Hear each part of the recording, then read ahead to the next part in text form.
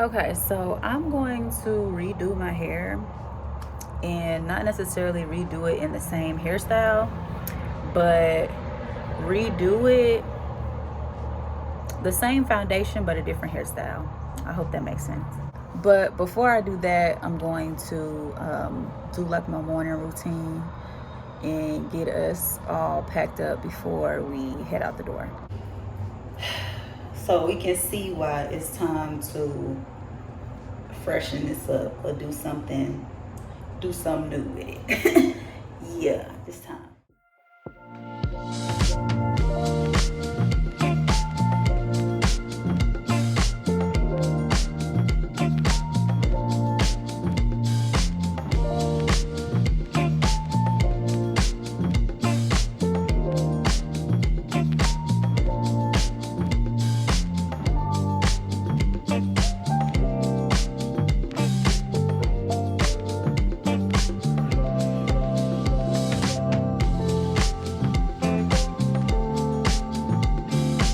Okay, so we got the wrap on, lay the edges down, okay? But I did 2 space buns and then I put like some little jewels on it, the ones that was already on my hair.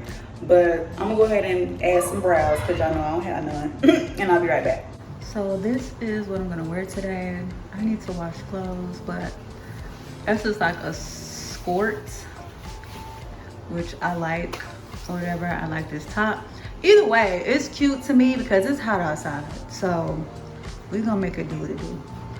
And I hope y'all like my bag. I bought this when I was living in Nashville from a local artist at a art event. Okay, so this is it with my scarf off.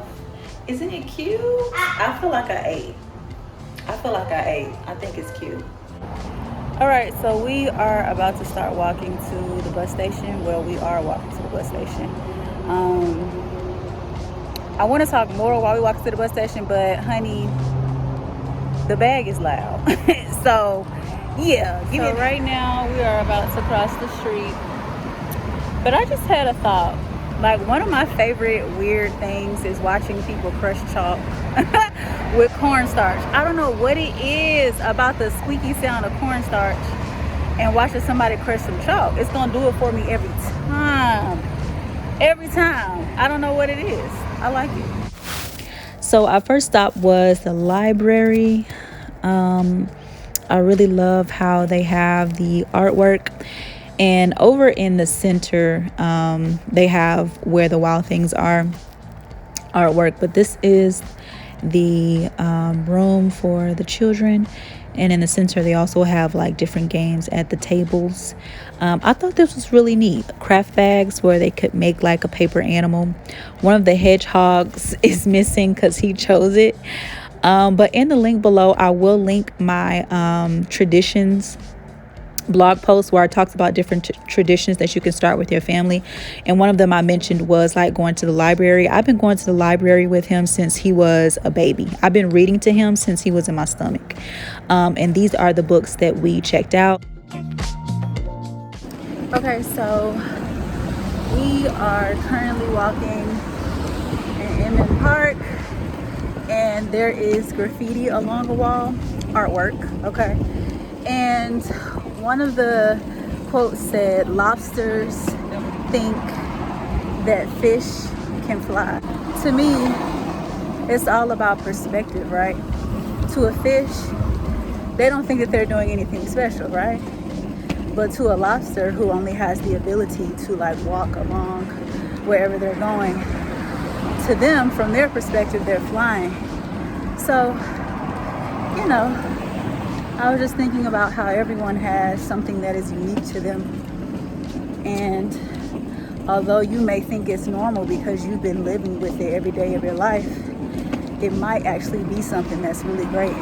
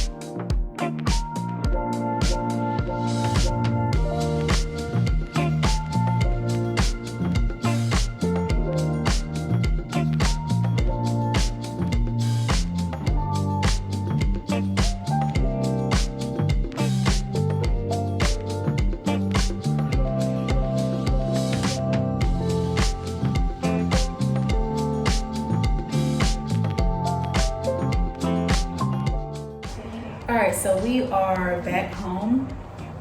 And what I wanted to talk to y'all about is definitely my diet. So I don't eat meat anymore. And in all honesty, the goal is for me to eventually, is it fruitarian? I don't know, I think I made it up. Is that a real term?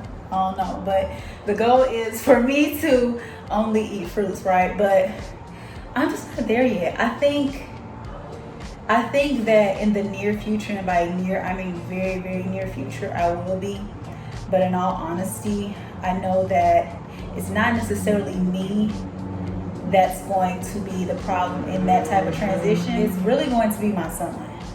Because, honey, he has some things that he enjoys, okay? He's a dips and chip kind of guy, okay? So I just have to figure out how I'm going to get him through that transition. But I have gotten him to be completely plant-based, so he doesn't eat any meat either. But really, I did go where I was eating only fruit for like 3 days. And I will be honest with y'all and tell y'all that it did do a detox, okay? And I did feel light, and not necessarily just light like in my stomach area, but just like light period, right? So I mean, that does speak to the amount of like chemicals that are in our food, right? So I'm not here being preachy because I don't just fully eat fruit as it is anyways. So I'm not gonna sit here and tell you that you should do it, but I'm saying that that's my goal, eventually what I want to do. So I am staggering, like cut the meat out. So I know eventually I will cut other stuff out as well and stagger it. But that's the goal. I know in the very, very near future, it will be something that I will definitely do. Because I know back when I became vegan, at one point I was just primarily juicing a lot. But then I realized like I didn't really like juicing too much because the pulp of the fruit, or like the meat of the fruit rather, is actually very beneficial because it's fibrous, right? And it helps it to travel through your body and to keep you regular or whatever, and it's good for your digestive system. So anywho, yeah, that's the goal for me to do that. But until then, in the meantime, in between time, right, or if I wanted to get real formal with it, in the interim, all right. So we went to Emmett Park to go to Slutty Vegan. Y'all can't tell me that wasn't a fire transition. You can't. But this is the kids' bag. I like the kids' bag. It's actually much more sturdier. And he just had like a regular cheeseburger with some fries. And this is how it looked on the inside.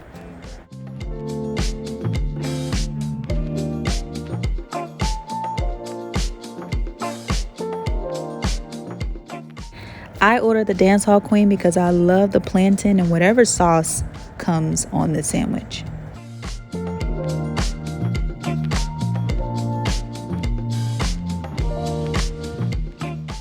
All right, so we are back home.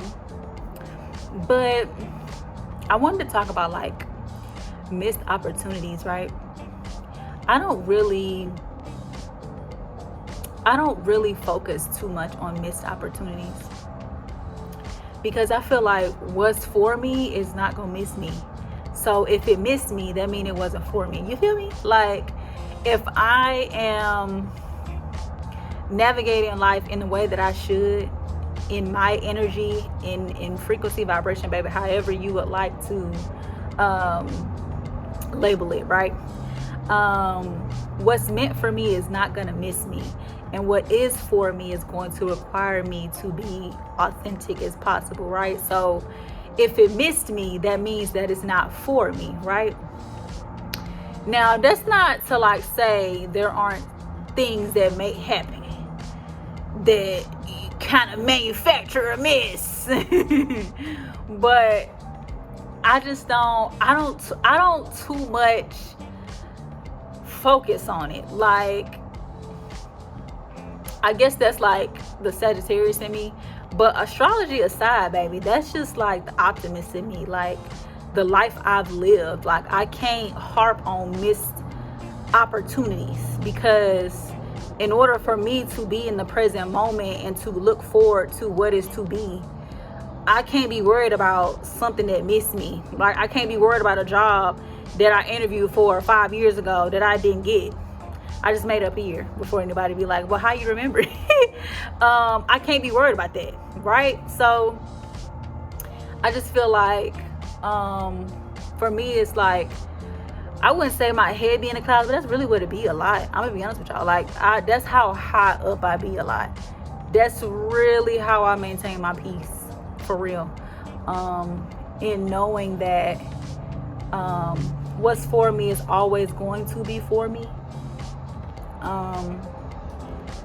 There isn't any type of urgency or anything more that I need to do, because what is destined for me or what is meant for me is always going to be, and it's not gonna miss me. So I don't have time to harp on what possibly could have missed me, because my perspective for that is it wasn't for me. That's how I look at it. That's not to be like cutthroat or to think that I shouldn't like go for opportunities, but more so, it's what's funny about it is the other day in one of my other YouTube videos, I talked about ease, right? And me getting comfortable in the space of ease. And I was thinking about how like there are certain things about me that is about ease. I just wasn't aware of it. And that's one of them, right? Like, it's not to say that I don't put forth my masculine energy and go after things, but at the same time, I'm very much aware of how to utilize my feminine energy to attract what is for me to me, right? And if something misses me and it's not for me, one thing that I have definitely learned is that it's not my job to do no convincing. It's not my job to do no chasing. It's not my job to do any of that. It's not my job to prove who I am. What's meant for me is for me, and it's not gonna miss me, and it's not for me to go out trying to chase it. You understand what I'm saying? So that's a part of ease too. That doesn't mean that I might not be in a space of like, dare I say, sadness, or maybe like contemplating why, like what happened maybe in the interview process or whatever, but I ain't gonna harp on it. You get what I'm saying? If it's a missed opportunity, it ain't a missed opportunity, because that means it wasn't for me, right? So I'm not gonna harp on it, but I will think about it for a second, and then I'm gonna just move on, and it's back there somewhere. I let it go and I move on, right? It's for somebody else. It means maybe that there is something greater around the corner for me, right? And another way that I look at it too is, it's like, it's not a no, maybe it's a I have something better. Thank y'all so much for watching. The goal is for me to upload at least every other day. Definitely like and subscribe, and comment below like what your perspective is on like missed opportunities and how you process them so that you can move forward. And then also, if you've been a slutty vegan, let me know what your favorite sandwich is, because it's something about the plantains on the Dance Hall Queen that's gonna do it for me every time. And she knew what she was doing with the crinkle cut fries. I feel like those are the best cut fries. Yeah, them the best cut fries, period.